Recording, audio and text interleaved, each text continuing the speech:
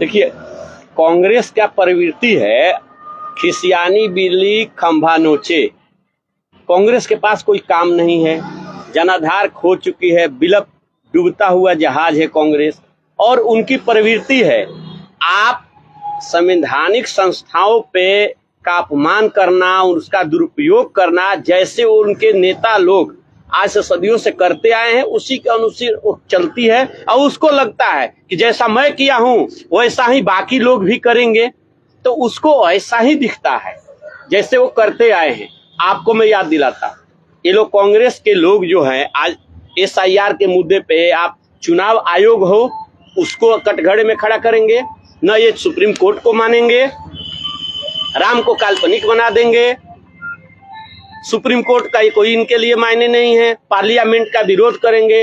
आज पार्लियामेंट 1 महीना से चल रहा है, विकास के मुद्दे पे आप देखिए इनका क्या वो है।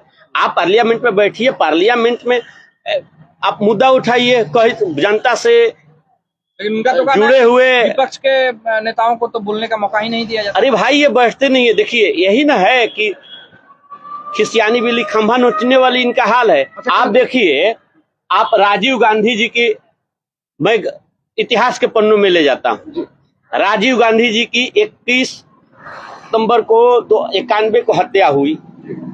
राजीव गांधी जी कोई प्रधानमंत्री उस समय नहीं थे, पूर्व प्रधानमंत्री थे, और उनकी हत्या हुई और वो लोकसभा का कैंडिडेट थे। राजीव गांधी जी लोकसभा का कैंडिडेट थे, उनकी हत्या हुई, आतंकवादी घटना में हत्या हुई। जब आतंकवादी हत्या होती है तो नियम है कि उस लोकसभा का चुनाव स्थगित होगा,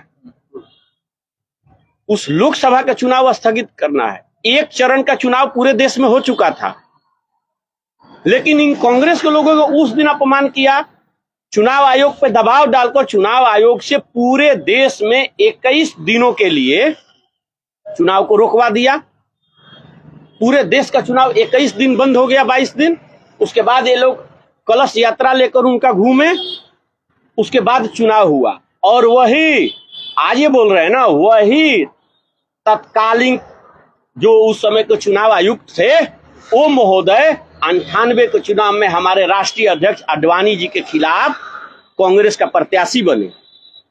क्या ये लोग SIR पे और चुनाव आयोग के पे बात करेंगे? चुनाव आयोग का दुरुपयोग इन्होंने किया, इसका मतलब चुनाव आयोग पे ये लोग करते रहे हैं। जिसकी लाठी उसका भैंस नहीं, हम लोग स्वतंत्र छोड़े हैं, ये चुनाव आयोग का है, ये सतत प्रक्रिया। आप बताइए, राहुल जी हो, आज बिहार में SIR प्रक्रिया चल रही है, कौन नेता है जो अपना SIR फॉर्म नहीं भरा है?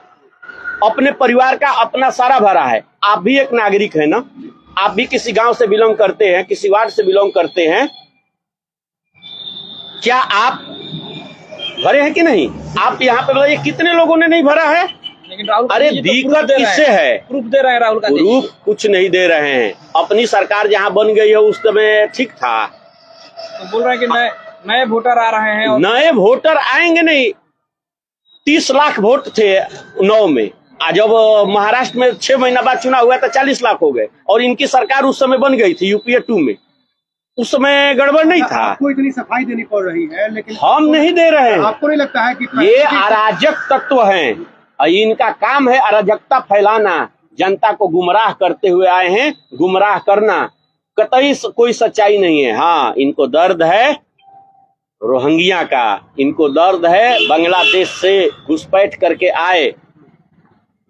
वोटर कार्ड ये जो बनता है, आधार कार्ड, ये आपको वार्ड का कमिश्नर आपको मेरे को लिख कर दे दीजिए कि मैं आपके मकान में 6 महीने से किराएदार रहता हूं, और वार्ड कमिश्नर से आपको साइन करा दीजिए, कल आधार कार्ड बन जाता है।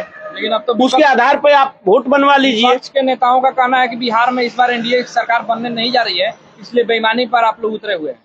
देखिए, ये जनता है मालिक, हम लोग जनता का विकास का काम किए हैं, और सांस्कृतिक विरासत को, बिहार के सांस्कृतिक विरासत को आगे ले चलते हुए हमारी NDA की सरकार किसी भी क्षेत्र में हो। आप महिला की बात कर लीजिए, महिलाओं का 35%, महिला सशक्तिकरण में 35%। ये महागठबंधन के लोगों से महिलाएं अपेक्षा कर सकती है क्या? पंचायती चुनाव में, पंचायत राज चुनाव में 35% आरक्षण किसने दिया? ये तेजस्वी या लालू जी के से कल्पना भी कर सकती है क्या औरतें? महिला हमारी बहनें हैं, वो 35% आरक्षण लालू जी दे देंगे, इसकी कल्पना भी हो सकती थी क्या? किसने दिया? नीतीश जी ने दिया, एनडीए की सरकार ने दिया। आज सांस्कृतिक विरासत, सांस्कृतिक भारत के बिहार का सांस्कृतिक पहचान है। आज कल माता सीता का मंदिर का उद्घाटन हो, या उसके लिए 4 लेन का हो, या आपके हर पंचायत में पंचायत सरकार भवन हो, आपके स्कूल हो, आपका स्वास्थ्य संबंधी हॉस्पिटल हो, ये कोई भी मूलभूत आवश्यकताओं की पूर्ति कौन करता है? आज प्रधानमंत्री आवास योजना से लेकर आज हर गरीब को घर भी देते हैं हम, उसको भोजन के भी उसकी चिंता हम करते हैं। ये लोगों के पास कोई मुद्दा नहीं है। देखिए, जब मुद्दा नहीं रहता है, आहार सुनिश्चित है, कभी ये कह देते हैं कि हम तो वोट का ही बहिष्कार कर देंगे। हम तो ये लोग चुनाव लड़ने जा रहे हैं क्या? हार के डर से चुनाव से भी भाग सकते हैं, इनका नेता कह रहा है तो हम तो चुनाव से भी भाग जाएंगे। तो संवैधानिक संस्थाओं का अपमान इनका है। कांग्रेस के लोग इतना अपमान किया कि बाबा साहब अम्बेडकर जी ने इस्तीफा दे दिया, और उस समय नेहरू जी बोले थे कि नारायण राणे जी के जाने से फर्क पड़ेगा, लेकिन मंत्रिमंडल से इस्तीफा बाबा साहब अम्बेडकर देते हैं तो कोई फर्क नहीं पड़ेगा। और इन्होंने क्या किया? अपने आप नेहरू जी ने भी भारत रत्न ले लिया, जीते जी, और इंदिरा जी ने भी ले लिया, और बाबा साहब को कहाँ मिला? बाबा साहब को इन्होंने इतना जरूरत नहीं की कि भारत रत्न भी दे। और बाबा साहब को जो हराया था नारायण कालेलकर जी ने, जिनको खड़ा करके बाबा साहब को इन्होंने चुनाव में हरवाया था, उसको इन्होंने भारत रत्न दिया, लेकिन बाबा साहब को नहीं दिया। क्या बात कर रहे हैं? जिस तरह से कांग्रेस ने भी कई बार मतदाता सूची का, उसकी सरकार में भी मतदाता सूची का पुनरीक्षण हुआ है और आज भी हो रहा है, तो आज इतना हो हल्ला क्यों हो रहा है? ये बात जनता, वही तो मैं कह रहा हूँ कि इनके पास मुद्दा नहीं है। क्या मुद्दा लेकर जाएंगे? जनता को कैसे गुमराह करेंगे?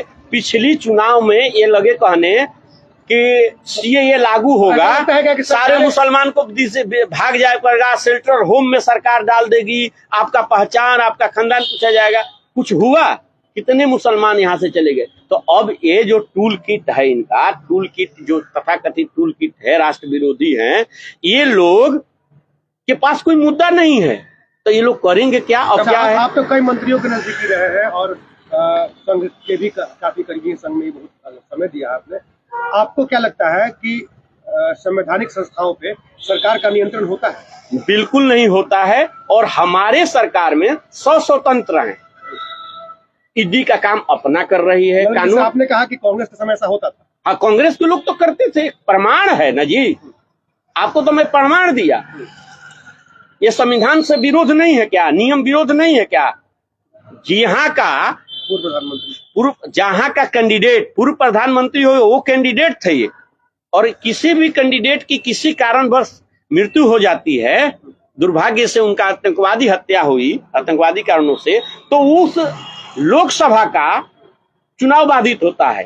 पूरे देश का एक चरण का चुनाव हुआ था, और सबसे बड़ी बात क्या है, 7 राज्यों के मुख्यमंत्रियों ने उस समय लिखित दिया, क्योंकि उस समय बैलेट पेपर से चुनाव होता था, कि जो एक चरण का चुनाव हो गया है, उसकी सुरक्षा जो है, मत पेटियों की सुरक्षा का सवाल है, आप पूरा मत कीजिए। उसमें ताजुब की बात यह है कि जो 7 राज्यों के मुख्यमंत्रियों ने लिखा था चुनाव आयोग को, उसमें 5 या 6 राज्य के मुख्यमंत्री कांग्रेस शासित थे। महाराष्ट्र का थे, कर्नाटक के थे, राजस्थान के थे, ये सभी लोग कांग्रेस शासित मुख्यमंत्री थे। इस बार बिहार में एनडीए वापस आएगी? 100% 2025 225 आपको कहीं दिख रहा है क्या? आपको बक्सर से नहीं लग रहा है क्या? आपको वातावरण नहीं दिख रहा है क्या? कोई है? इन लोगों के पास तो मुद्दा है। शाहबाद में आएंगे? क्लीन स्वीप 2 महीना के रह गया, आपके बाद पता चल जाएगा एकदम। जैसे विश्वामित्र, महर्षि विश्वामित्र के नाम पर यहाँ पर पार्क का घोषणा हुआ है, इसके पहले भी कई सारे योजनाओं का धड़ाधड़ घोषणा किया जा रहा है, लागू किया जा रहा है, तो क्या नहीं लगता है कि ये देखिए लॉलीपॉप दिया जा रहा है? नहीं, देखिए, ये सामाजिक सुरक्षा पेंशन हो, युवा आयोग का गठन हो या अभी बक्सर में विश्वामित्र पार्क का हो और भी लाइट एंड साउंड का जैसे डेवलपमेंट हो रहा है उसका डोमिसाइल नीति का हो, जो बिहार के हित में, देखिए 20 साल से है, अभी समीक्षा में जो लग रहा है कि ये करना जरूरी है, आने वाला 5 साल का हमारा रोड मैप है, ये करना जरूरी है बिहार के हित में। डोमिसाइल नीति लागू था, कई क्षेत्रों में लागू था, उसका पार्ट है। ऐसा नहीं था कि डोमिसाइल लागू ही नहीं था, कई सेक्टर्स में लागू था, कई सेक्टर्स में नहीं था। तो अभी जो डोमिसाइल नीति है वो टीआरई में आने वाला समय में हमारी सरकार ने घोषणा की। अब हमें पता चला कि बेचारी रसोईया जो है, गांव के गरीब है, उसका मानदेय बढ़ाना चाहिए। हम लोगों ने क्या किया, दुगना किया। चुनाव से पहले किया तो सवाल तो उठेगा। चुनाव से पहले नहीं, पहले भी होता। देखिए नहीं, समीक्षा है, आने वाला सब कुछ एक साथ नहीं था। समीक्षा किए, समीक्षा में ये महसूस हुआ कि इनको बढ़ाना चाहिए, समय आ गया इनको बढ़ाने के लिए, तो बढ़ाया गया।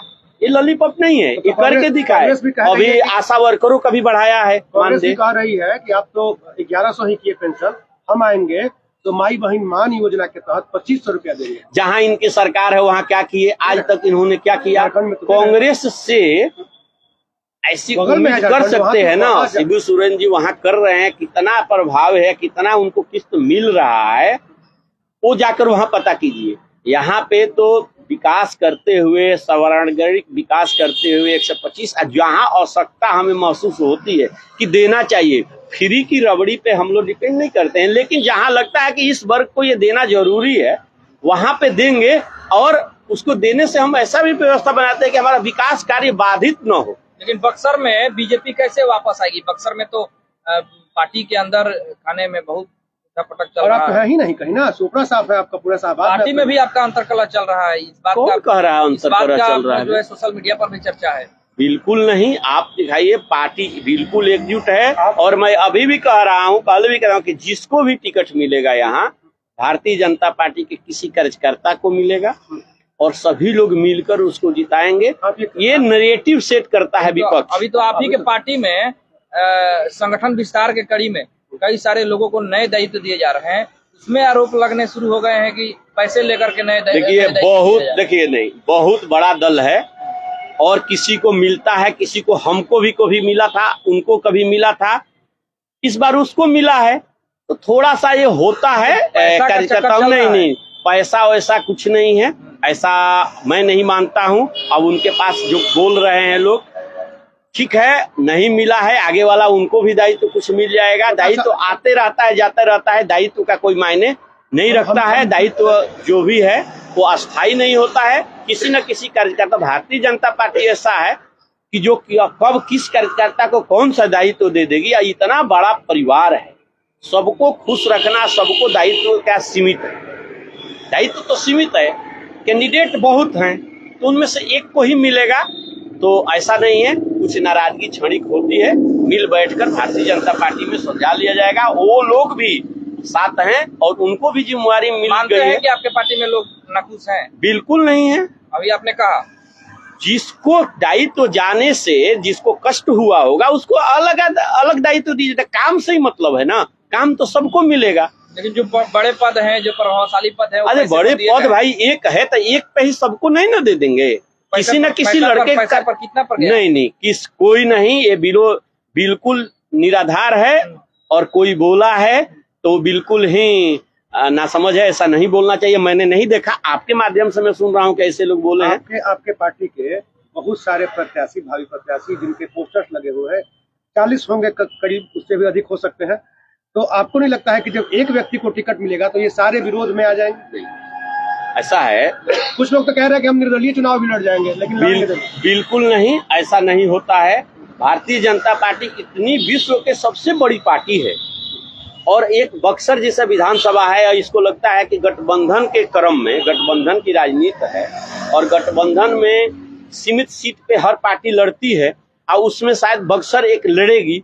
तो स्वाभाविक है कि जितने लीडरशिप है, जिसके मन में, कार्यकर्ता के मन में महत्वाकांक्षा है कि हमें लड़ना है, वो बैनर पोस्टर लगाएगा, दावेदारी करेगा, लेकिन मिलेगा एक को। वो दावेदारी उसी दिन तक है जिस दिन तक पार्टी की किसी कैंडिडेट पे मोहर नहीं लगती, जिसके हाथ में पार्टी का ध्वज आ जाएगा सभी लोग उसके पीछे लेकिन दौड़ने ये लगेंगे। केवल एक कहावत ही रह गया है, क्योंकि लोकसभा में भी ऐसा देखने को मिला कि जब आपके पार्टी ने किसी को यहाँ पर उम्मीदवार बनाया तो बहुत सारे पार्टी के लोग नाराज हुए और दूसरे दलों में देखे गए, रात्रि में भी देखे गए, दिन में भी देखे गए।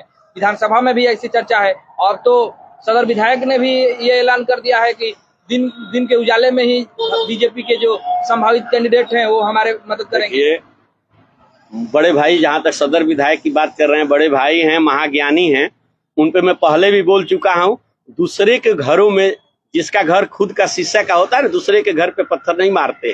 वो अपने दल में देखें कि उन्होंने कितना अच्छा काम किया है बड़े भाई ने, कि उनके विधायक रहते हुए आज मैं देख रहा हूं कि भरा पड़ा है पोस्टर। मेरे को लगता है कि भाजपा में जितना है उससे कितना कम दावेदारी कांग्रेस में नहीं है। कांग्रेस में भी उसी स्तर पे उतना ही कैंडिडेट हो गए हैं और खुलेआम वो लोग भी दावेदारी करते हैं। वो लोग तो कहते हैं कि इनका टिकट ही कट चुका है। आपने कल सारिकपुर जो महागठबंधन का गढ़ है, सारिमपुर मोहल्ला, जहां MY समीकरण इनका मेन बेस होता है, उसमें कर रहे थे। आप देखिए एनडीए सरकार की लोकप्रियता का कारण है कि उन लोगों को भी विकास की अपेक्षा किससे है? एनडीए के कैंडिडेट से है। कल खुलेआम आप ही शायद कर रहे थे, मैं देख रहा था कि कैसे लोग बोल रहे हैं, क्या क्या अपने विधायक के बारे में बोल रहे हैं, जो उनका परंपरागत वोटर हैं। तो वो लोग जब बोल रहे हैं और उनके प्रत्याशी उनके दल में कितने अनगिनत, मैं किसी का नाम नहीं लूंगा, वो हैं, तो ये भाजपा के लोग आ जाएंगे रात में, उनके लोग नहीं आएंगे। अरे उनके लोग भी आएंगे। विधायक जी अपने घर को पहले संभालिए, तब दूसरे को। भारतीय जनता पार्टी अनुशासित पार्टी है, इससे से कोई जाने वाला है। अनर्गल आरोप तो कोई किसी पे लगा देगा। विधायक जी रहेंगे मैदान में? ये कांग्रेस का मैटर है। कांग्रेस के तो लोग कह रहे हैं नहीं रहेंगे। रहेंगे तो अच्छा है, थोड़ा मजेदार फाइट होगा। रहें, हम तो शुभकामना देते हैं कि फाइट में रहेंगे। हम तो शुभकामना देते हैं। वो रहेंगे तो थोड़ा सा लड़ाई लड़ने में मजा आएगा। जो उन्होंने कहा था कि मैं पहलवान हूँ, पहलवान उनको कांग्रेस माने तब ना। कांग्रेस के लोग पहलवान ढूंढते हैं। भारतीय जनता पार्टी एनडीए का सेवक आएगा, पहलवान नहीं आएगा। तो आप पहलवान जनता उनको का मानते सेवक हैं? आएगा। आप विधायक को पहलवान मानते हैं? हम नहीं मानते हैं। हम लोकतंत्र में पहलवान शब्द नहीं मानते हैं। हम लोकतंत्र में जनता का सेवक मानते हैं। कांग्रेस पहलवान देगी, एनडीए कोई सेवक देगी। जो जनता का सेवा करने आएगा वो सेवक देगी। पहलवान शब्द कांग्रेस हो सकता है पहलवान देगी, जनता का सेवक देगी, और जनता चुनेगी कि क्या है। और मैं शुभकामना देता हूं कि बड़े भाई आए। जैसा उनके दल के लोग तो कह रहे हैं कि उनको टिकट नहीं मिलने वाला है, अब इसमें अब उनकी अंदरूनी मामला है। पहलवान और सेवक दोनों की चर्चा हो गई।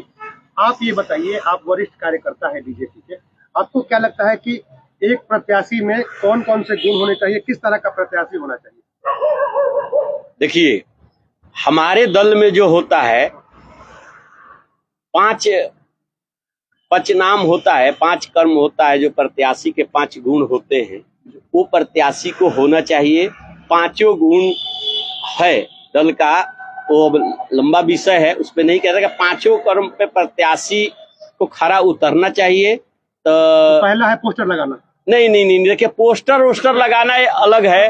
पार्टी हो, उसके साथ जनाधार हो, कार्य हो, आर्थिक क्षमता हो, कोई तरह है। उनको क्या कहेंगे? जो लोग पोस्टर लगा रहे हैं उनको क्या कहेंगे? पोस्टर लगाए हैं तो अच्छे। पोस्टर लगेगा तभी तो भगवा मैं दिख रहा है। बक्सर पूरा शुभकामना है। पोस्टर सबको लगाना है। पार्टी का प्रचार करने के लिए पोस्टर कोई लगाएगा, अच्छी बात है, सबको लगाना चाहिए। 5 चीजों पर प्रत्याशी तय होते हैं। तो पिछले कुछ चुनावों का अगर देखा जाए तो हेलीकॉप्टर भी आना जरूरी है, मतलब हेलीकॉप्टर प्रत्याशी होना चाहिए। नहीं, आप बताइए ना, विधानसभा में कौन सा, आप लोगों को पहले विधानसभा में भारतीय जनता पार्टी कोई हेलीकॉप्टर प्रत्याशी आज तक मेरे संज्ञान में तो नहीं है कि उतारा है। नहीं, विशेष परिस्थिति उतारा है। क्या बात कर रहे हैं? सीपी ठाकुर को उतारा गया, वहाँ पर सीपी ठाकुर के बेटे को विवेक सीपी ठाकुर के बेटे भारतीय जनता पार्टी के वरिष्ठ नेता थे। वो काम करते हुए किसी नेता का बेटा और लगातार 20 साल से पार्टी का काम करता हो और कहीं से उसको टिकट मिल जाता है, उसको आप वो नहीं कह सकते हैं कि वो हेलीकॉप्टर वाला है। लेकिन जनता की तो ये उम्मीद है ना कि बक्सर का बेटा हो, हमारा स्थानीय हो, जो हमारे अभी जो 15 के चुनाव हो या 21 के चुनाव हो, 15 में भी स्थानीय मिला था, 20 में भी स्थानीय मिला था। कहाँ बाहर के मिला। लोकसभा चुनाव थोड़ा बड़ा स्तर के बड़े नेताओं को एडजस्ट करना होता है, सीमित सीट होता है, सामाजिक समीकरण को ध्यान में रखते हुए पार्टी से नेतृत्व देता है, तो उसमें होता है। लेकिन जब निचले स्तर का चुनाव आता है, विधानसभा स्तरीय चुनाव होता है, तो स्थानीय उस जिला का निवासी है, स्थानीय वहां का काम करने वाला जो कार्यकर्ता है, निश्चित रूप से पार्टी उस पर गंभीरता से विचार करती है। बहुत ही विशेष परिस्थिति हो, पार्टी का निर्णय सर्वोपरि होता है, सबको मानना है भारतीय जनता पार्टी में, लेकिन पार्टी नेतृत्व निश्चित तौर पर इसको प्राथमिकता देती है। और स्थानीय कार्यकर्ता बहुत लंबे समय से पार्टी का सेवा कर रहा हो, वो सक्षम है चुनाव लड़ने के बाद, जनता का उसके साथ प्यार स्नेह हो, कर्तव्य उसके साथ जनता का लगाव हो, जुड़ा रहता है, स्थानीय मुद्दों को लेकर जनता के बीच रहता है, तो उस पे 100% पार्टी। किसी भी पार्टी में, आप ही की पार्टी के नहीं, किसी भी पार्टी में यदि कोई व्यक्ति सीधे आ जाए और आके कहे कि मैं चुनाव लड़ने जा रहा हूँ, तो ये कहाँ तक उचित है? और हम किसी भी पार्टी, जो पार्टी परिवार की पार्टी है, तो उस पार्टी में तो एक ही परिवार से 10 कैंडिडेट दे देते हैं, 10 लोग दे देते हैं। परिवार की पार्टियों पे हम टिप्पणी नहीं करते, लेकिन जहां तक हमारी पार्टी है, भारतीय जनता पार्टी है, भारतीय जनता पार्टी में ऐसा होता नहीं है। मैं भी विभिन्न दायित्वों में रहा हूं, कई स्टेट में मैं रहा हूं और कई स्टेट का अनुभव है, पार्टी में लंबे समय से काम करने का अनुभव है, और पार्टी का मैं पूर्णकालिक हूँ। दो साल जाकर हर क्षेत्रों में जाकर पार्टी जहाँ बैठाती वहाँ बैठकर चुनाव निष्पादित कर पार्टी का काम करते हैं। स्थानीय बूथ स्तर पे काम हम लोग करते हैं, तो हम नहीं देखे हैं कि यानी ऐसा होता है। हमारे पार्टी में ऐसा नहीं। आज तक आप पर आपके पार्टी का नजर क्यों नहीं गया, जबकि आप इतना काम क्यों नहीं गया?